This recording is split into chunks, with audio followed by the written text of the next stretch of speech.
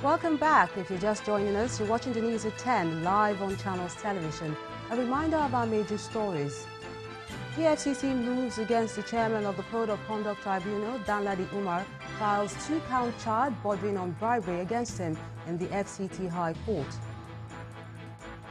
Supreme Court steps up effort at speeding up justice dispensation to phase out manual serving of court processes by July the 16th, 2018. Inspector General of Police appears before Senate committee to update the lawmakers on the security situation in Benue State as residents continue to flee the troubled communities in the state. And a fresh plot to unseat South African President Jacob Zuma thickens as he faces a no-confidence vote this month.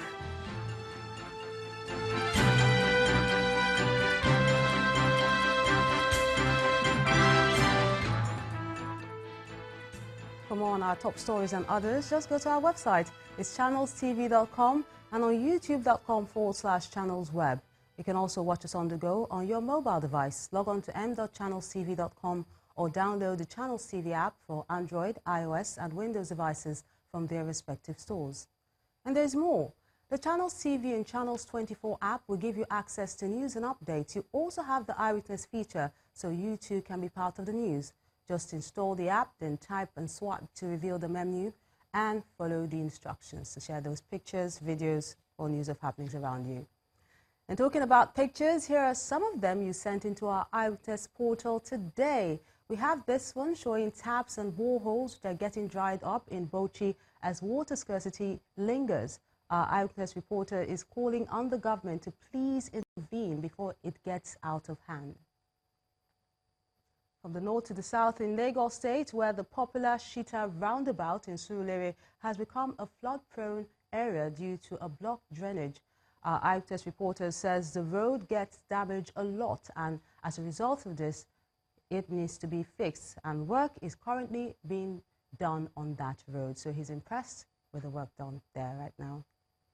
And next is this image of an overloaded vehicle apprehended in Yobe State by the Federal Road Safety Corps. The person who sent this image in wants to see road users comply with safety standards. Also on overloading is this image of a fully loaded motorcycle in Makurdi, the Benue State capital. Our eyewitness reporter wants more to be done in reducing this act. We thank you so much for sending in those images, and we do encourage you to please keep them coming. Now, we have more on the security situation in Benue State. The Inspector General of Police, Ibrahim Idris, has appeared before the Senate Committee on Police Affairs to explain the level of compliance with a Senate resolution on the killings in that state. The Senate had given the IGP a 2-week deadline to arrest and prosecute the perpetrators of the killings in the North Central state. But during plenary on Wednesday, a lawmaker representing Gombe South, as Joshua Lidani, said the IGP had not complied with the directive, which prompted the lawmakers to summon him. And still on security matters, the Nigerian army has recorded another success in their fight against terrorism, as at least 26 members of the Boko Haram sect have laid down their arms in Damboa local government area of Borno State. The repentant terrorists were paraded on Friday in Maiduguri after being quizzed by the army. They were said to have surrendered last week and turned over their arms and ammunition, after which they were taken to Maiduguri to be de-radicalized.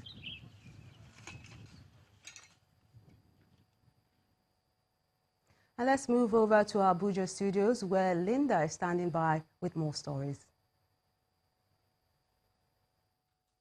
Hello, Melinda. Now let's begin from Port Harcourt, the River State capital, which has continued to receive Nigerians stranded in Libya, with over 400 of them making their way home last night. An official of the National Emergency Management Agency, Martin Zezike, has given the assurance of government's commitment to bring home every Nigerian still finding life unbearable in the North African country and everywhere else. Our correspondent, Emmanuel Ereyi, reports. At 12:25 a.m., Max airplane touches down at the Port Harcourt International Airport in Port Harcourt, River State. This is the fourth batch of the evacuation exercise of stranded Nigerians from Libya by the federal government, with 465 of them on board in what comes as a new lease of life, as some burst out singing.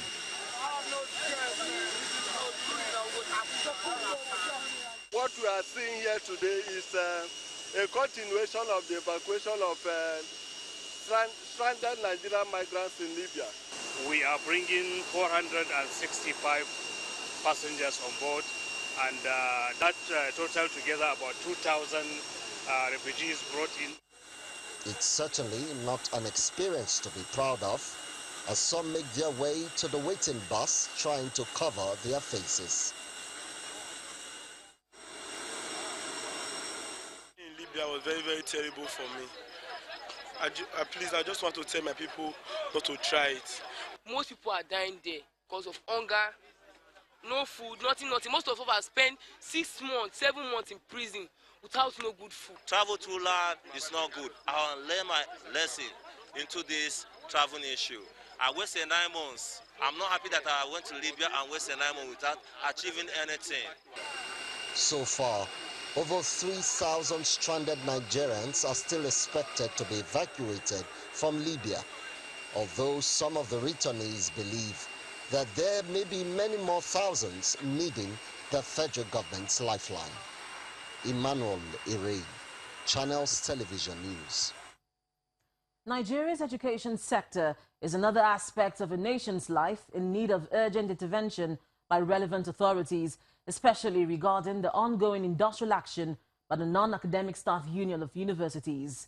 To this end, the House Committee on Tertiary Education and Services has resolved to meet with the Minister of Education, officials of a National University Commission and unions of federal universities in the bid to resolve the dispute. The lawmakers are of the opinion that the only way out of the current stalemate is having an agreement that is implementable. It was during our strike that officials of the Non-Academic Staff Union, NASU, the Senior Staff Association of Nigerian Universities, SANU, and the National Association of Academic Scientists, appearing before the House of Representatives Committee on Tertiary Education and Services. The committee is looking into the ongoing strike action embarked upon by the unions. The president of the Senior Staff Association of Nigerian Universities informs the lawmakers that all outstanding allowances are yet to be released, despite a court ruling on the agreement between the unions and the federal government. Precisely 2016, judgment was delivered by the National Industrial Court and awarded the case to SANU, which interpreted the clause in our agreement. And the same clause in that agreement is in the same in NASU and in ASU. The two fresh issues. The chairman of the committee says the current situation, which has paralyzed academic activities in federal universities, ought to have been resolved by government. I couldn't understand why, as a country, we were unable to address this issue of the 2009 agreement. I think we must sit and agree which are the aspects of those agreements that are implementable, which are not implementable. If there are aspects of the agreement that cannot be implemented, the burden is on government to persuade Nigerians on the impossibility of implementing those items. Otherwise, government should proceed and implement them so that we bury these things and put them in their bears. After more discussion between the committee and the unions, the chairman says it appears another meeting is necessary. I will appeal that we will insist on the participation of the Minister of Education, the Minister of Labor, and of course the NUC. The committee says it is clear that a holistic approach must be taken by all concerned if the situation is to be resolved once and for all. Lanre Lasese, Channels Television News. And that's all from Abuja. Back to you, Melinda. Thank you so much, Linda. The Minister of Finance, Mrs. Kemi Adeosun, has announced that the federal government has been receiving information on Nigerians with high net worth of investments abroad. Mrs. Adeosun, who was speaking in Abuja, says the information is being received through the recently launched Automatic Exchange Information System. She says the plan will assist the federal government in its tax reform drive.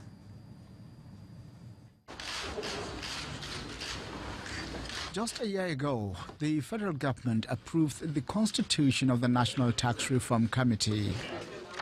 The mandate of the committee includes how to raise the bar in tax administration through a reduction in multiple taxation, generating more revenue for government. 1 year after, the committee is meeting with the Minister of Finance to give her an update on what has been achieved so far. The proposed changes to the tax laws are expected to achieve the following specific objectives.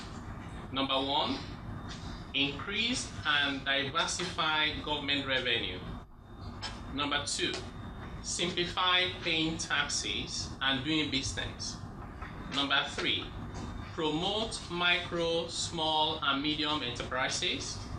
Number 4, protect the most vulnerable persons in the society. And number 5, remove obsolete, ambiguous and contradictory provisions in the various tax laws. I think it's significant that... The minister says she is confident that the nation's tax reform laws will help the nation generate more income to meet the needed socio-economic development in the country, especially through the Automatic Exchange Information System. We've already started to receive significant volumes of data from a number of countries automatically. They're giving us information on bank accounts, on property and on trusts held by Nigerian citizens within their jurisdiction. What we've said here, and this is what underpinned the Voluntary Asset and Information Disclosure Scheme, was that we knew this was coming, and we advised those who were holding assets outside under trusts or holding assets abroad who had not paid the right taxes prior to the transfer of those assets to come under VADES. VADES is still available and open until the 31st of March. So I think the message I really have for those whose names are really coming up every day here in the ministry, and we have a whole team that are processing that data as it comes in, sharing it with the states, in some cases writing letters to the individuals, is to take advantage of VADES. One key recommendation of the Tax Reform Committee is to call on government to constantly update its tax legislations to be in tune with global realities. These, according to financial experts, will ensure the proper redistribution of wealth. Just carry on with the work, no problem. When the news at 10 returns, Nigeria Investment Promotion Commission seeks collaboration with the federal government to actualize investment promises by Nigeria's foreign partners. That's on Business News. Join us again.